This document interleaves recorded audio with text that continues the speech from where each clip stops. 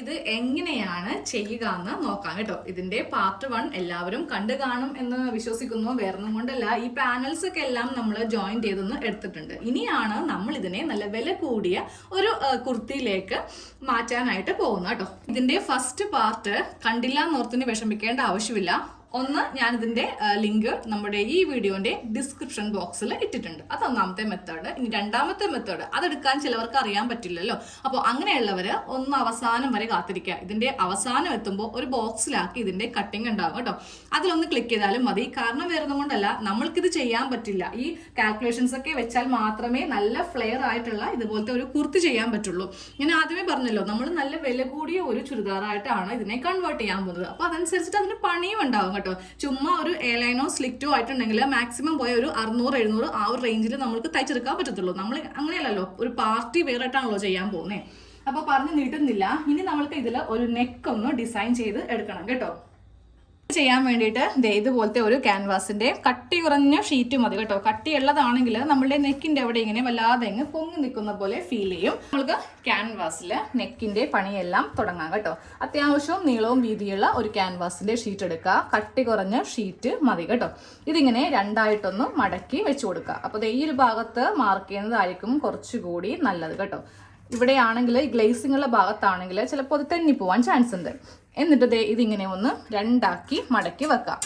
അതിനുശേഷം നമ്മൾ ഈ മുകൾ ഭാഗത്ത് ക്യാൻവാസ് ചിലപ്പോൾ കറക്റ്റ് അല്ല എന്നുണ്ടെങ്കിൽ ഇതുപോലത്തെ വ്യത്യാസമൊക്കെ ഉണ്ടെങ്കിൽ നമ്മൾ നേരെ ഇവിടെ ഒരു സ്ട്രെയിറ്റ് ലൈൻ വരച്ചു കൊടുക്കാം. ഇനിയാണ് നെക്കിൻ്റെ നീളവും വീതിയും പറയാൻ പോകുന്നത് കേട്ടോ. ഇതിൽ കുറച്ച് വീതിക്കൊക്കെയാണ് നമ്മളിപ്പോൾ മാർക്ക് ചെയ്യാൻ പോകുന്നത്. അതായത് അത്യാവശ്യം വൈഡായിട്ടാണോ ഇപ്പോൾ എടുക്കാൻ പോകുന്നത്. പക്ഷേ നമ്മൾക്ക് 2 സ്ട്രിപ്പ് വന്ന് കറക്റ്റ് നമ്മളുടെ നെക്കിൻ്റെ അളവിലേക്ക് നമ്മൾ ഇതിനെ മാറ്റിയെടുക്കും കേട്ടോ. അപ്പം ഞാനിപ്പോൾ പറയുന്ന രീതിക്ക് വേണം നിങ്ങൾ എടുക്കാൻ വേണ്ടിയിട്ട്. ഇതിപ്പോൾ നെക്ക് കുറേ വൈഡായി പോവുമല്ലോ എന്ന് വിചാരിച്ചിട്ട് ഈ അളവ് ചെയ്യാതിരിക്കരുത്. നമ്മൾ എത്ര ഇഞ്ചാണോ നെക്കിന് വീതി കൊടുക്കുന്നത് അതിനെ കൂടെ 1.5 ഇഞ്ച് തയ്യൽ തുമ്പ് ചേർത്ത് മാർക്ക് ചെയ്യാം. ഞാൻ എപ്പോഴും 3 ഇഞ്ചാണ് നെക്കിന് വീതി കൊടുക്കുന്നത് കേട്ടോ.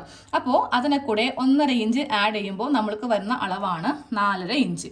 ഈ 4.5 ഇഞ്ചിൽ ഇവിടെ നല്ല കടുപ്പിച്ചിങ്ങനെ ഒന്ന് വരച്ച് കൊടുത്തിട്ടുണ്ട്.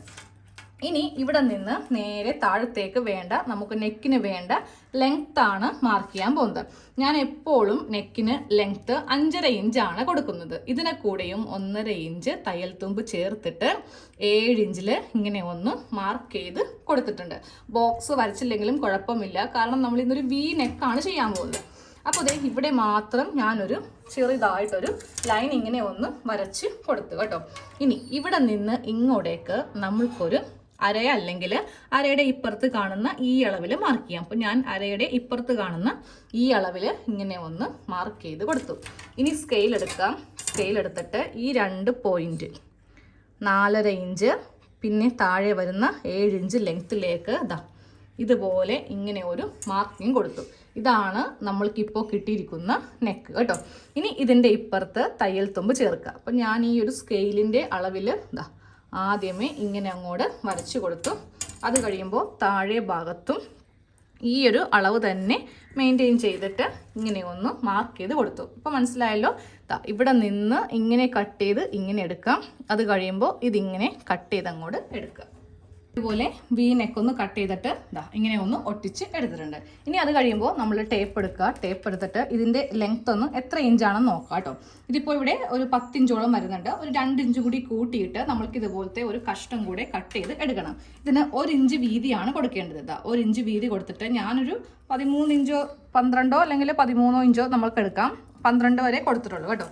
അതും ഒരു തുണി എടുത്തിട്ട് ഇതുപോലെ ഇങ്ങനെ ഒന്ന് ഒട്ടിച്ച് എടുക്കുക. ഒരറ്റത്ത് ഒട്ടിക്കുക കേട്ടോ. നമ്മൾക്കിത് രണ്ടായിട്ട് ഇങ്ങനെ മടക്കി ഇതുപോലെ ഇങ്ങനെ മടക്കി എടുക്കേണ്ടതാണ്. അപ്പോൾ ഇതുപോലെ ഒന്ന് ഒട്ടിച്ചെടുക്കുക. ഇനി നമ്മൾ നേരെ ഇതൊക്കെ എല്ലാം വെച്ചിട്ടൊന്ന് തയ്ക്കാൻ പോവാം. ആദ്യം നമുക്ക് ഈ ഒരു ഭാഗം ഇങ്ങനെ ഒന്ന് മടക്കി വെച്ചിട്ട് തയ്ച്ചെടുക്കുക. ഇതുപോലെ ഇങ്ങനെ ഒന്ന് സൈഡൊന്ന് തയ്ച്ചെടുത്തിട്ടുണ്ട്. അത് കഴിയുമ്പോൾ ഇതിൻ്റെ സെൻറ്ററിൽ ചെറിയൊരു നോച്ച് കൊടുക്കുക കേട്ടോ. എന്നിട്ട് ഫ്രണ്ട് ഭാഗത്തും ഇങ്ങനെ ഒന്ന് നോച്ച് കൊടുക്കുക. എന്നിട്ട് ഇവ തമ്മിൽ കറക്റ്റ് ഇങ്ങനെ ഒന്ന് വെക്കുക.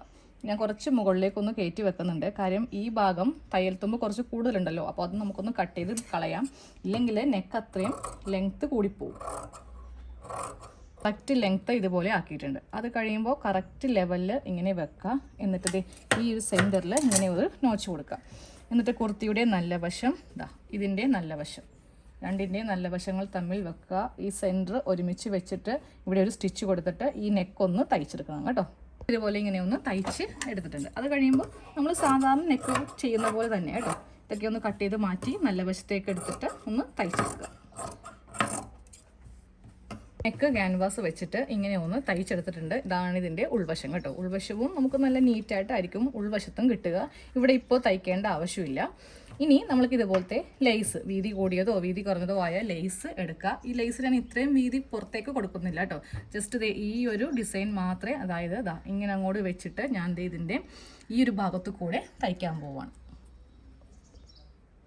ഇതുപോലെ ലേസ് ഇങ്ങനെ ഒന്ന് വെച്ച് കൊടുത്തിട്ടുണ്ട്. ഇതിപ്പോൾ ഈ വൈറ്റ് ടേബിളും വൈറ്റും കൂടി ആകുമ്പോൾ ഒരു വക പിടി കിട്ടുന്നുണ്ടാവില്ല. ഇപ്പോൾ കാണിച്ചിട്ടാണ് കേട്ടോ ഇതിൻ്റെ ശരിക്കുള്ള ഭംഗി. ഇതുപോലെയാണ് നമ്മളിപ്പോൾ നെക്ക് ചെയ്തെടുത്തത് കേട്ടോ. കാരണം ഇങ്ങനെ എന്തെങ്കിലും പുറത്തോ വെച്ചാലേ ആ നെക്കിൻ്റെ ലേസൊക്കെ കാണാൻ പറ്റുള്ളൂ. കാര്യം എൻ്റെ ടേബിള് വൈറ്റ് ആയതുകൊണ്ട് എല്ലാം ഒരു വൈറ്റ് മയമാണ് കേട്ടോ.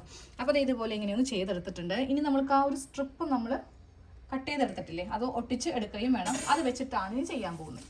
ഇങ്ങനെയൊന്ന് രണ്ടാക്കി മടക്കി എടുക്കുക. അത് കഴിഞ്ഞിട്ട് ഈ ഒരു ഭാഗം വെച്ചിട്ട് ഇങ്ങനെ ഒന്ന് തയ്ച്ചെടുക്കുക കേട്ടോ. ഇപ്പോൾ നമ്മളിതിൽ അളവൊന്നും കൊടുക്കുന്നില്ല. ജസ്റ്റ് ഇതിങ്ങനെ വെച്ച് ഒന്ന് പതിച്ച് വെച്ചിട്ടൊന്ന് തയ്ച്ചെടുക്കുക. അതുപോലെ 2 സ്ട്രിപ്പ് ഒന്ന് തയ്ച്ചെടുത്തിട്ടുണ്ട്. ഈ ഭാഗം വേണം നമ്മുടെ നെക്ക് ലൈനിൽ കൊടുക്കാൻ വേണ്ടിയിട്ട്. അതായത് ഈ ലൈനിലല്ല, ഇവിടെ നമ്മുടെ കറക്റ്റ് നെക്കിൽ ഇങ്ങനെ കൊടുക്കാൻ വേണ്ടിയിട്ട്. എന്നിട്ട് ഇതിൻ്റെ മീതേക്ക് വെച്ചിട്ട് നമ്മൾ തയ്ക്കും. അത് കഴിയുമ്പോൾ ഇത് ഇങ്ങനെയും വെച്ച് കൊടുക്കും. എന്നിട്ട് ഇത് ബാക്കിയുള്ളത് നമ്മൾ ഇങ്ങനെയും വെച്ചിട്ട് അങ്ങോട്ട് തയ്ക്കും. എന്നിട്ട് മുകൾ ഭാഗം അങ്ങോട്ട് കട്ട് ചെയ്ത് മാറ്റും കേട്ടോ. ഇപ്പോൾ ഫ്രണ്ട് നെക്ക് ഇതുപോലെ തയ്ച്ച് കഴിഞ്ഞിട്ടുണ്ട്. ഇനി നമ്മൾ നേരെ ഇതിൻ്റെ ബാക്ക് പാർട്ട്, ബാക്കും ഫ്രണ്ടും കൂടെ ഒന്ന് നെക്കെല്ലാം ക്രോസ് പീസ് കൊണ്ട് തയ്ച്ചെടുത്തിട്ടുണ്ട് കേട്ടോ. ഇനി ഇതൊക്കെ വെച്ചിട്ട് ഞാൻ ഇങ്ങനെയൊക്കെ ഒന്ന് ജോയിൻ ചെയ്തെടുക്കാൻ പോവാണ്. അത് കഴിയുമ്പോൾ സ്ലീവും വെക്കുന്നുണ്ട്. സ്ലീവിൻ്റെ താഴെ ലേസ് കൊടുക്കുന്നില്ല കേട്ടോ. എനിക്കങ്ങനെ കുറേ ലേസ് ഡ്രസ്സിലുള്ളത് അത്ര ഇഷ്ടമല്ല. പക്ഷേ നിങ്ങൾക്കത് ഇഷ്ടമാണെങ്കിൽ സ്ലീവിൻ്റെ താഴെ ബോർഡറിലൊക്കെ നമുക്ക് വെച്ച് കൊടുക്കാം. നല്ല ഭംഗിയായിരിക്കും. ഇനി ഇത് ഫുള്ള് തയ്ച്ചിട്ടേ കാണിക്കുന്നുള്ളൂ. അപ്പോൾ നമ്മുടെ ടോപ്പിൻ്റെ ഫുൾ കട്ടിങ്ങും സ്റ്റിച്ചിങ്ങും ഫസ്റ്റ് പാർട്ട് സെക്കൻഡ് പാർട്ടായിട്ട് കഴിഞ്ഞിട്ടുണ്ട് കേട്ടോ. അപ്പോൾ എനിക്കിന്ന് എന്തായാലും ഒരു ഫംഗ്ഷൻ ഉണ്ടായിരുന്നു. ഞാനപ്പോൾ അതിന് പോയിട്ട് വന്നിട്ടാണ് ഈ വീഡിയോ ഒന്ന് എടുക്കുന്നത് കേട്ടോ. അപ്പോൾ ഇതുപോലെയൊക്കെയാണ് നമ്മൾ ഇതിട്ടിട്ട്, ഒരു കല്യാണം ഉണ്ടായിരുന്നു, കല്യാണത്തിന് പോയിട്ട് വന്നതാണ്. നെക്ക് കണ്ടോ, നെക്കിൽ ലേസൊക്കെ വെച്ച് ഇങ്ങനെ ചെയ്തെടുത്തു. പിന്നെ സ്ലീവിൻ്റെ താഴെ ഒന്നും ഞാൻ ചെയ്തില്ല കേട്ടോ. എനിക്ക് അങ്ങനെ അത്രക്കും കൂടി ഇഷ്ടമല്ല. പക്ഷേ നിങ്ങൾക്ക് ഇഷ്ടമാണെങ്കിൽ സ്ലീവിൻ്റെ ഈ ഒരു ബോർഡറിൻ്റെയൊക്കെ ഇവിടെ കൊടുക്കാം, താഴെ വേണമെങ്കിൽ അങ്ങനെയൊക്കെ കൊടുക്കാം. ഞാനപ്പോൾ ജസ്റ്റ് ഇത്രയും മാത്രമേ ചെയ്തുള്ളൂ. ഞാൻ വിചാരിച്ചാലും അടിപൊളി ലുക്കാണ് കേട്ടോ. ഇതിൻ്റെ ഫ്ലെയർ ഭയങ്കര ഫ്ലെയറാണ്. ഇതുപോലെ അത്യാവശ്യം ഞാൻ ബോഡി ഷേപ്പൊക്കെ ചെയ്തു. ബാക്കിൽ 2 ടക്ക് ഇട്ട് കൊടുത്തു. അപ്പോഴാണ് എനിക്ക് ബാക്കൊക്കെ കറക്റ്റ് ഫിറ്റിംഗ് ആയിട്ട് വന്നത് കേട്ടോ. ഞാനൊരു ചുരി പാൻറ്റിൻ്റെ കൂടെയാണ് ഇത് ഇട്ടത്. നമുക്ക് വേണമെങ്കിൽ പാൻറ്റിൻ്റെ സെയിം ഷോളും കൂടി മേടിക്കുവാണെങ്കിൽ കറക്റ്റ് ഒരു പാർട്ടി ലുക്കിലേക്ക് നമുക്കിതിനെ കൺവേർട്ട് ചെയ്യാം കേട്ടോ. അപ്പോൾ എല്ലാവരും ഒന്ന് ചെയ്ത് നോക്കണേ.